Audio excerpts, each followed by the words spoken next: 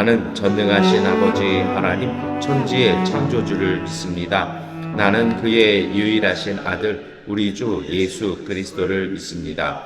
그는 성령으로 잉태되어 동정녀 마리아에게서 나시고 본디오 빌라도에게 고난을 받아 십자가에 못 박혀 죽으시고 장사된 지 사흘 만에 죽은 자 가운데서 다시 살아나셨으며 하늘에 오르시어 전능하신 아버지 하나님 우편에 앉아 계시다가 거기로부터 살아있는 자와 죽은 자를 심판하러 오십니다. 나는 성령을 믿으며 거룩한 공교회와 성도의 교제와 죄를 용서받는 것과 몸의 부활과 영생을 믿습니다. 아멘. 찬송가 413장 찬송 드리겠습니다. 내 평생에 가는 길 손 달아요 널 잔잔한 밤 같은지 폰폰 바로 못 섰고 어렵든지 나의 영혼은 늘 변하다 내 영혼 평안해 내 영혼 내 영혼 평안해 저 멀리는 우리를 삼키려고 입 벌리고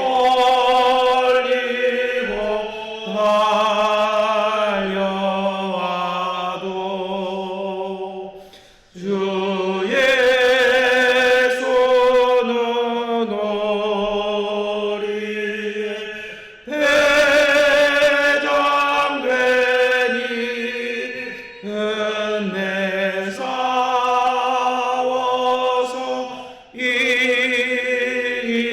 이기리라 내 영혼 평안해 내 영혼 내 영혼 평안해 내 지은 죄 종비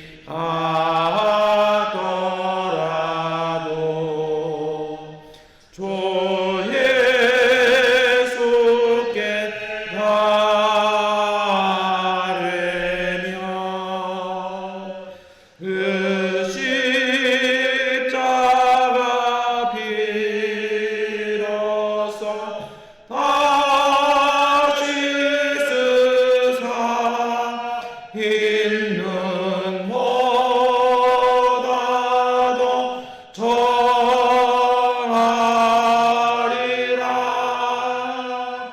내 영혼 평안해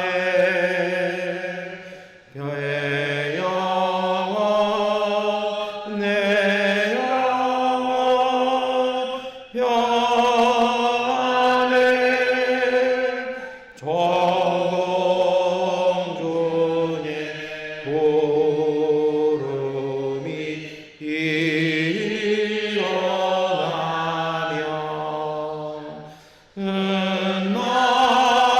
나팔이 울릴 때에 주 오셔서 세상을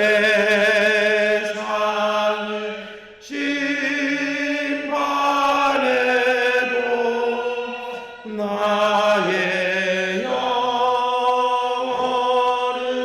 허벗으리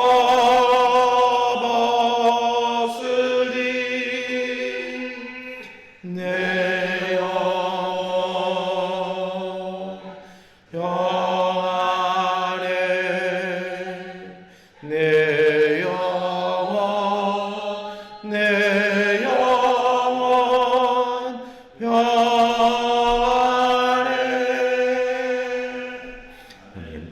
고린도전서 12장 12절부터 14절, 27절부터 31절까지의 말씀 세 번역본 성경으로 함께 읽겠습니다. 몸은 하나이지만 많은 지체가 있고 몸의 지체는 많지만 그들이 모두 한 몸이듯이 그리스도도 그러하십니다. 우리는 유대 사람이든지 그리스 사람이든지 종이든지 자유인이든지 모두 한 성령으로 세례를 받아서 한 몸이 되었고 또 모두 한 성령을 마시게 되었습니다. 몸은 하나의 지체로 되어 있는 것이 아니라 여러 지체로 되어 있습니다. 여러분은 그리스도의 몸이요 따로따로는 지체들입니다. 하나님께서 교회 안에 몇몇 일꾼을 세우셨습니다. 그들은 첫째는 사도요, 둘째는 예언자요, 셋째는 교사요, 다음은 기적을 행하는 사람이요, 다음은 병 고치는 은사를 받은 사람이요, 남을 도와주는 사람이요, 관리하는 사람이요, 여러 가지 방언으로 말하는 사람입니다. 그러니 모두가 사도이겠습니까? 예언자이겠습니까? 모두가 교사이겠습니까? 모두가 기적을 행하는 사람이겠습니까? 모두가 병 고치는 은사를 받은 사람이겠습니까? 모두가 방언으로 말하는 사람이겠습니까? 모두가 통역하는 사람이겠습니까? 그러나 여러분은 더 큰 은사를 열심히 구하십시오. 이제 내가 가장 좋은 길을 여러분에게 보여드리겠습니다. 아멘. 네, 우리 계속해서 고린도전서의 말씀들을 읽어 나갑니다. 오늘 말씀은 어제도 제가 11장 말씀 우리 함께 나누면서 12장을 조금 언급을 하긴 했는데요. 오늘 보통 우리가 한국교회에서 고린도전서 12장을 뭐 교회나 개인적으로 읽으시면 우리가 주로 이렇게 은사에 관련해서 읽을 때가 참 많이 있습니다. 그런데 여러분, 은사라는 게 꼭 왜 필요할까요? 저는 그런 생각을 해봅니다. 하나님께서요, 제가 미얀마에서 살면서 깨닫고 고백하게 되는 건요, 하나님은 이미 우리에게 충분한 그 은혜들을 이미 주셨다는 것입니다. 어릴 때는 몰랐다가 나중에 결혼하고 이렇게 깨달은 이야기가 하나 있어요. 예전에 이제 전도사 때 이렇게 신방을 다니면 제가 맡은 교구는 다 어렵고 힘든 교구들밖에 없었는데 어떤 가정 이렇게 좀 젊은 가정들 이렇게 신방을 가면 보통 시부모님들 같이 사시잖아요. 참 속상했던 게 뭐였냐면 좀 이렇게 평안한 가정을 가면 이렇게 그 자부가 임신을 했다, 손주 보게 되었다, 아니면 우리 가정에도 하나님이 아이를 주셨습니다 하면 다 행복해하세요. 정말 축복스러운 일이죠. 근데 좀 이렇게 주소에 빗자가 들어가 있는 가정들을 신방을 가면요, 그 이야기를 들으면 그분들의 얼굴에 반은 이렇게 그늘이 져 있어요. 그러니까 이제 특별히 그 시어머니나 뭐 친정어머니나 어머님들이 그 마음들이 있으시더라고요. 뭐냐면 한쪽은 좋아하시는데 다른 한쪽은 아이고 안 그래도 힘든데 어떻게 해야 되나. 임신했으니 며느리가 우리 딸아이가 직장도 이제 오래 다닐 수 없고 또 아이를 양육해야 되는데 지금의 가정 형편으로 그게 될까? 그리고 부모된 입장에서 내가 좀 힘이 되어주고 싶은데 힘이 아니라 지금 짐이 되고 있는 형편에서 뭘 할 수 있을까? 뭐 이러신 것들을 많이 볼 때가 있어요. 그런데 근데 뭐 그때 한참 뭐 26, 27 된 뭐 풋내기 전도사 입장에서는 어떻게 위로를 하고 어떻게 소방을 드려야 될지 모를 때가 있어요. 근데 그럴 때마다 이제 같이 신방을 같이 가주던 이제 노 할머니 권사님들의 한마디가 저한테도 큰 은혜가 되었던 적이 있습니다. 왜냐면 저도 그때 이렇게 결혼해서 아이가 생겼다는 소식 듣고 앞으로 어떻게 해야 되나. 그게 남의 집 얘기가 아니라 저희 어머니 얘기고 저희의 고민이기도 했던 얘기인데요. 권사님들이 그런 말씀 이렇게 한마디 하시더라고요. 이렇게 인사하고 나오는데 예배드리고 뭐라 그러시냐면 하나님이 태어나게 하실 때 밥수저는 따로 다 준비해 두셨어. 옛날 우리 조상들의 말에 그런 말이 있대요. 수저는 물고 태어난다고요. 그러니까 걱정하지 마세요 하면서 권사님들이 서 우리도 다 그렇게 애들 키워서 결혼하고 여였어요. 뭐 이렇게 얘기하시는 것이요. 그때는 이해 못했어요. 근데 미얀마 양곤에서 와서 제가 고백하게 되는 건요. 하나님이 우리를 이곳에서 있게 하실 때 이미 해답과 능력은 우리가 그것을 달라고 구하지만 이미 하나님은 주셨습니다. 그것을 뒤늦게 고백하게 될 때가 있어요. 여러분, 오늘 고린도전서의 12장에 여러 가지 이제 은사에 대한 말씀들이 쭉 나오지 않습니까? 사실 이 은사라는 것을 제가 저 앞에도 말씀드렸으면 우리만 개인의 어떤 특별한 축복들 아니면 나만이 가지고 있는 하나님의 능력이라고 생각을 하세요. 예, 맞아요. 그런데 조금 더 깊게 읽어보시면 이것은 또 다른 의미들이 있습니다. 이것은요, 하나님이 이미 우리에게 우리가 시험을 당하든 어려운 고비를 만나든 문제를 만나든 아니면 우리의 힘이 부족할 때든 이미 우리에게 주신 그 능력들에 대한 이야기입니다. 근데 그것이 어떤 것이냐면 어떤 특별한 지혜가 있고 정말 내가 이렇게 하고 이번 주 주일 설교가 이게 하는 일이 다 잘 되는 그런 복에 관련된 말씀인데요. 마이더스 손처럼 손만 댔다가는 뭐 이게 뭐가 뻥뻥뻥뻥 되는 이게 능력이고 이게 은사가 아니더라는 것입니다. 왜 그러냐면 이렇습니다. 오늘 사도 바울은 고린도전서 12장에 고린도 11장에 그 성찬에 대한 말씀을 했잖아요. 그리고서 성찬을 참여하는 마음, 그 준비하는 마음은 어떤 마음이라고요? 기다리는 마음이요. 누군가를 향해 배려하고 기다릴 수 있는 마음이죠. 그래서 교회 공동체의 하나됨, 그리스도와 연합됨이 교회 공동체의 하나님의 은총의 가장 귀한 정말 복음의 진수라는 이야기를 쭉 해놓습니다. 그리고 어제도 제가 복음의 신앙생활에 독고다이는 없습니다 라는 말씀 자주 드리는 말씀을 드렸죠. 그리고 나서 이 은사에 대한 얘기가 나오는데요. 우리는 이 말씀을 한국적인 우리의 급박한 상황, 우리의 정말 안타까운 상황에서 이 말씀 어떻게 읽냐면 정말 27절부터 그 나오는 은사들이 쭉 있어요. 은사 목록이라고도 얘기를 합니다. 이거 중에 하나만이라도. 그런데 가급적이면 27 그 8절은 앞에 부분은 좀 별로예요. 앞에 뭐 첫째는 사도요, 예언자요, 교사요. 여기까지는 이게 사실은 귀하다라고 말씀하는 건데 이거는 좀 아닌 것 같아요. 왜냐하면 고생스러운 일들이잖아요. 좀 고난스러운 일이잖아요. 근데 저희는 어디서부터가 좋으냐면 셋째 끝나고 그러니까 사도 바울이 그 다음은이라고 얘기할 때는 사실은 그렇게 좀 차별성을 두는 거거든요. 근데 기적도 행하고 병 고치는 은사도 있고 뭐 이렇게 하는 것들이 사실은 우리에게는 더 귀하고 좋아 보여요.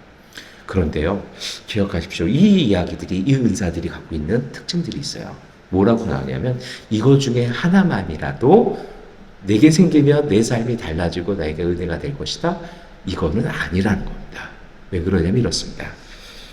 그것이 29절부터의 말씀이기 때문에 그런데요. 우리 29절 말씀 함께 읽겠습니다. 그러니 모두가 사도이겠습니까? 모두가 예언자이겠습니까? 모두가 교사이겠습니까? 모두가 기적을 행하는 사람이겠습니까? 아멘. 여러분 무슨 얘기냐면요. 사도 바울이 뭐라 그러냐면 성령의 은사를 하나님이 우리에게 주신 은사들이 다 있다고 얘기하면서 그런 선물들이 있다고 얘기하시면서 이게 뭐냐면 한 사람이 이 모든 것을 다 가질 수 없다는 겁니다. 그래서 어떤 사람은 사도, 어떤 사람은 복음 전하는 사람, 어떤 사람은 병 고치는 사람, 어떤 사람은 돕는 사람, 어떤 사람은 방언하는 사람 다 있다는 거예요. 그러면 이 모든 것이 효력을 발휘할 때는 어떨까요? 그것은 바로 하나 되었을 때라는 것입니다. 이게 똘똘 뭉쳐졌을 때 정말 온전한 하나님의 주신 능력과 축복들이 발현된다는 것입니다. 여러분 우리가 살면서 그럴 때가 있어요. 얼마 전에도 제가 그런 말씀을 드렸는데 열심히 일하는데 내게 별 열매가 없는 것 같은 잠깐 움켜진 것 같았는데 시간 지나가 보면 이게 다 빠져나간 것 같은 것들이요. 제가 한국에서 그런 분들을 좀 많이 봤어요. 제가 어떤 기관을 운영하기 때문에 그게 좀 방송을 몇 번 탔습니다. 뭐 몇몇 방송들 뭐 크리스마스 때나 뭐 추석 이럴 때 좀 방송을 탔어요. 뭐 후원하시겠다고 약정 맺자고 오는 CEO들이요. 그런 분들 많이 만나봤어요. 근데 그 중에 약속을 끝까지 그 약속들을 지켜나가시는 분은요, 제 체험상 5% 미만이에요. 그분들이 나빠서가 아니에요. 경영 상황이 악화가 되거나 기업이 좀 어렵게 되거나 아니면 어쩔 수 없이 경영하기 위해서 매각을 해야 되는 경우나, 그래서 처음에 품었던 것은 한 세기를 넘어가는 경영 이런 가치들이요. 저희도 후원받기 전에 싹 조사하거든요. 정말 거기가 건강한 곳인지 아니면 그냥 우리가 홍보용으로 가는 것인지, 그걸 쭉 알아보고, 그럼 솔직히 가가지고 기업 다니시는 분들한테 취재도 해보고 인터뷰도 해보고 하면서 하는데요. 그러면서 나중에 이제 정말 그 중에 좋으신 분들은 따로 한번 오세요. 오셔서 목사님 죄송합니다. 우리가 이렇게 돼서 조금 약속을 다 못 지킵니다. 죄송합니다. 이렇게 말씀하시는 분들이 있어요. 그러면 차 한잔 나누면서 쭉 얘기를 들어보면 뭔가를 다 움켜쥔 것 같았는데 쑥 빠져나갔다고요. 근데 그야 말씀대로 쭉 들으면서 제가 느꼈던 것이 있어요. 왜 이럴까? 이유는 딱 한 가지입니다. 거기까지 갈 때는 그분의 능력이고 역량입니다. 그런데 그것이 정말 체화되어져서 열매가 되고 하나님이 내게 주신 기업이 될 때는요, 꼭 필요한 것이 공동체의 힘입니다. 어려움이 있고 여러 가지 변화들이 있을 때 개인의 역량이 아니라 함께하고 있는 팀워크, 그리고 가족, 그리고 그 공동체가 그 속에 무한히 잠재되어져 있는 각양의 다양한 은사들과 능력들이 조화를 이루어서 내지 아니하면 그것을 넘어가지를 못하는 것이죠. 중국의 그런 이야기도 역사에 기록된 거 있잖아요. 사람을 좋아해서 식객들을 다 조금만 재주 하나만 있으면 평생을 먹여 살리는 사람이 있었습니다. 사군자 중에 하나였죠. 맹상군이라고 그러죠. 이 사람이 위기를 처했는데요, 목숨이 경각에 처했는데 그 사람의 목숨을 구한 유일한 재주는요, 다구는 소리 흉내낼 줄 아는 사람이었습니다. 계명부도라고 그러죠. 정말 오늘 우리 속에 다양한 은사를 주신 하나님이 몰빵으로 주시지 않습니다. 그것은 공동체에게 주시는 존재. 그래서 건강한 기업, 건강한 신앙은요, 정말 그 공동체 안에서 그 공동체를 통해서 주시는 하나님의 그 다양한 은사들이 그때에 맞춰서, 그 시기에 맞춰서요, 정말 철 따라요, 공급해 주시는 그 힘 따라 하나님께서 은혜를 주심을 통해서요, 잘 넘어갈 수 있다는 것이죠. 그래서 은사는 개인에게 주시지 않고 공동체에게 주신 것입니다. 그래서 정말 중요한 것이 있어요. 여러분, 오늘 우리가 살면서요, 우리가 어제 기다리는 마음, 성찬에 참여하는 마음을 우리가 함께 품고 기도하셨다라면, 그리고 제가 그런 말씀을 마지막에 드렸죠. 그러한 마음으로 예수 이름으로 기도할 때 누가복음의 말씀처럼요, 나인성 이야기처럼 행렬이 바뀐다고요. 물결이 바뀌어요. 흐름이 바뀌어요.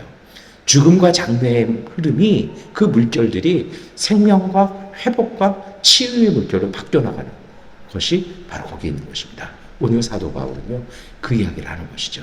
그런데 꼭 기억하실 것이 있어요. 오늘 사실은 이 본문에서 제일 중요한 것은 31절입니다. 함께 읽겠습니다. 그러나 여러분은 더 큰 은사를 열심히 구하십시오.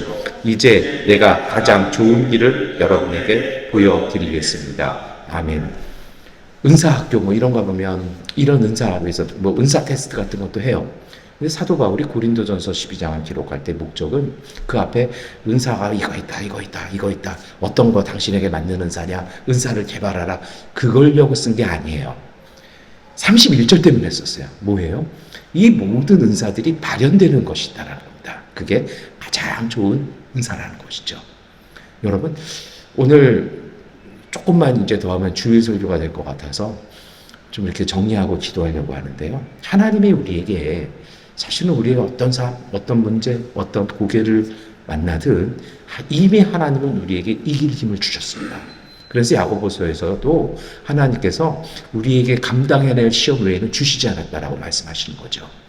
그런데 그 상황, 그 어떤 모멘트 속에서 어떻게 우리가 이 은사들, 공동체 안에 다 주신 것들을 어떻게 우리의 삶의 열매들로 그것을 체화하고 발현시킬 수 있을까요?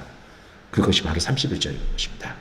정말 공동체에게, 때로는 나에게 없는 이 모든 것들을 다 우리에게 은혜가 되도록 하는 유일한 것 딱 한 가지는 그 다음에 나온다는 것이죠. 그것이 고린도전서 13장의 사랑입니다. 정말 오래 참고 친절하고 시기하지 않고 뽐내지 않고 교만하지 않고 무례하지 않고 자기 이익을 구하지 않고 성내지 않고 원한을 품지 않고 불의를 기뻐하고 진리와 함께 기뻐하며 모든 것을 덮어주는 이 사랑을 품어나갈 때 하나님이 공동체에게 각자 모든 다른 이들에게 주신 은사들이 이 사랑을 통해서 우리의 능력이 되고 우리 안에 체화되어서 삶의 축복을 주시는, 복을 주시는 그 통로가 된다는 것입니다. 사실은 이 말씀이요, 우리 한국 사람에게는 참 이해하기 어려운 말씀입니다. 우리는 이게 솔직히 이해가 안 돼요. 왜 그러냐면 문화적인 차이가 있어요. 여러분, 우리 그렇잖아요. 코로나 때문에 요즘은 갈 일이 별로 없습니다만 한국 가면 대중 목욕탕 딱 가면 그러잖아요. 한국 사람은 그물에 들어갔을 때 그 따뜻한 온탕에 들어갔을 때 하는 말은 뭡니까? 아, 시원하다. 외국 사람이 들었다가 이거 어떻게 된 거 아니야? 이게 뜨겁지 왜 시원하다고 그래? 참, 그 말을 듣고 한국말을 하는 사람이 그 말을 듣고 아, 시원해? 아, 이거 냉탕이구나. 아이스 쿨이구나. 들어갔다가 아, 뜨거워 하는 것이죠. 이 문화적인 차이잖아요. 이게 왜 이런 말씀이 나올까요? 그것은 유대민족이 갖고 있는 문화적인 그 배경 틀이 있습니다. 사실은 이 말씀, 고린도전서 12장부터 13장의 이 말씀은요, 그들의 조상 전통 그대로 그들은요, 유목민족이었습니다. 그리고 그들은 유목민족으로서 하나님을 만났습니다. 이 유목민족의 삶이 있죠. 저도 가끔은 조금 뭔가 좀 기도가 잘 안 되고, 저도 좀 눌릴 때가 있어요. 그러면 꼭 다큐멘터리 중에 유목민족에 관련된 다큐멘터리를 봅니다. 일부러 틀어놔요. 그럼 거기서 많이 은혜도 받고 위로를 받고 눈이 띄어지는 걸 경험하는데요. 유목민족들이 목초지를 이동할 때 그 거리는 장난 아닙니다. 한 달 이상을 이주합니다. 그런데 놀라운 사실은요, 그 길이 결코 쉽지 않다는 것입니다. 4,000m, 5,000m 되는 높은 산도 지나야 되고 사막도 지나야 되고 광야도 지나야 되고 위험한 진창, 뻘 같은 지형도 지나가야 합니다. 그리고 그것이 그냥 지나가는 것이 아니라 정말 철저하게 계산되어지고 정말 철저하게 계획되어진 속에서 그 일정들을 진행하죠. 그런데 원칙이 하나 있습니다. 한 사람, 한 가정의 힘으로 되지 않는다는 것입니다. 사람의 힘으로 되는 것이 아니라 모든 생명이 다 동원합니다. 맨 앞에 큰 소들이 가서 다 길을 밟고 다져놔야 그 다음에 작은 동물들이 갈 수 있고 그래야 갈 수 있다는 것이죠. 맨 앞에 위치한 중에 크고 작은 것들을 배열을 합니다. 왜요? 맨 앞에 그냥 무조건 많이 먹는 동물들을 크다고 해서 배열해 놓으면 앞에 가면서 싸그리 먹고 지나가면 뒤에 작고 힘없는 동물들은, 가축들은 먹을 게 없어요. 그러니 맨 앞에 지나가는 것들은 거칠고 긴 것들만 좋아하는 그런 가축들, 그러한 떼들, 소에도 구분이 있잖아요. 그러고 나면 중간을 먹을 것들, 그 다음엔 그 아주 연한 것들을 먹는 것들, 그 다음에는 그 주변에 독초나 다른 생물이 먹지 않는 것들, 이것을 다 목자들은 배열을 한다는 것이죠. 그리고 더 놀라운 사실은요, 그 전체가 함께 가는 힘으로 간다는 것입니다. 종류도 다르고 체력도 다르고 사람도 다르고 성격도 다 달라요. 그런데 놀라운 것은 그 모두가 한 공동체를 이뤄내는 힘, 이것이 바로 고대 이스라엘 유목민족이었던 아브라함이 만났던 하나님의 사랑이었다는 것입니다. 여러분, 오늘 이 아침에 우리에게 그 믿음과 그 자세가 있기를 위해서 기도하시기를 축원합니다. 그렇게 해서 우리의 눈이 열려져서 누군가를 배려하고 함께 가고, 또 우리가 무조건 섬기는 것이 아니라 그러한 열려진 마음, 띄어진 눈들을 통해서 누군가를 통해서 우리에게 주시는 하나님의 은총을 받아들일 때, 여러분, 오늘 우리 안에 하나님의 그 은사들이 우리 자신을 넘어서 우리 모두에게 축복이 되고 힘이 되는 것입니다. 그리고 그 공동체에게 주신 축복이 오늘 우리의 개인의 은총이 되고 은혜가 되는 것입니다. 오늘 사도 바울은 우리 한국 사람이 이해하지 못하는 그 사랑을 넘어서 아브라함이 만났던 이스라엘 민족이 만났던, 정말 떠돌아다니는 유목민족들이 만났던 그들의 조상들이 고백한 하나님에 대한 그 믿음, 그 하나님의 은총이 담긴 공동체의 신앙을 바로 이렇게 설명해 나가고 있는 것이죠. 양권에서 우리 또한 이곳에서 유목민족처럼 삽니다. 우리도 이곳에서 나그네로 삽니다. 그러기에 우리에게 필요한 것이 있습니다. 그것이 바로 사랑입니다. 감정이 아니라 누군가를 받아들여 줄 수 있고 더불어서 함께 갈 수 있고요. 뒤처진 이들을 위해서 기다려 줄 수 있고, 떠나갔을 때, 우리가 뒤처졌을 때 그들 또한 오늘 우리를 기다려 줄 것입니다. 그렇게 서로를 염려하고 배려하는 마음 통해서 하나님께서 각자에게 주신 그 은사들을 통해서 우리 모두에게 주시는 은총을 누리게 될 것입니다. 그리고 이 은총이 하나님 누군가로부터가 아니라 오늘 나로부터 시작되게 해달라고요. 그래서 우리 모두가 하나님의 그 은총 안에서 힘있고 능력있게 생명 품고 살아갈 수 있도록 주님 우리에게 이 사랑의 은사를, 이 마음, 이 안목을, 이 지평을 우리에게 허락해달라고 기도하시고 승리하시는 복된 하루 되시기를 축원합니다. 기도하겠습니다. 전능하신 아버지 하나님, 구하오니 우리의 마음과 생각을 넓혀 주시옵소서. 작습니다. 때로 우리 생각에, 우리 마음에 우리도 모르게 노예가 되었고 메어버렸습니다. 주님 구하오니 이제는 이것을 눈뜨게 하여 주시고 성령께서 밝히 보여주시는 것을 따라 더불어 함께하며 하나님께서 우리 안에 이미 담아두신 놀라운 은총들을 발견할 수 있는 그러한 안목과 지혜를 주옵소서. 그래서 하나님 더불어 사랑하게 하시고 더불어 함께 가게 하여 주셔서 하나님 오늘 우리의 삶이 열매 가득한 삶이 되게 하시고 시절을 쫓아 열매를 맺을 수 있는 복된 믿음, 복된 가정, 복된 삶이 되게 하여 주옵소서. 때로 힘들고 때로 연약해질 때 잠시 앉아 우리의 목자 되시는 하나님의 그 손길을, 우리가 길 잃었을 때 우리를 찾아서 우리를 얼싸 안으시고 길 찾아주시는 예수님의 그 은총을 바라보며 주님 앞에 엎드리며 하나님의 은혜를 구하며 기다릴 수 있는 하나님 위대한 믿음 우리에게 허락하여 주옵소서. 예수 그리스도의 이름으로 기도드립니다. 아멘. 하나님께 기도하는 시간 갖겠습니다.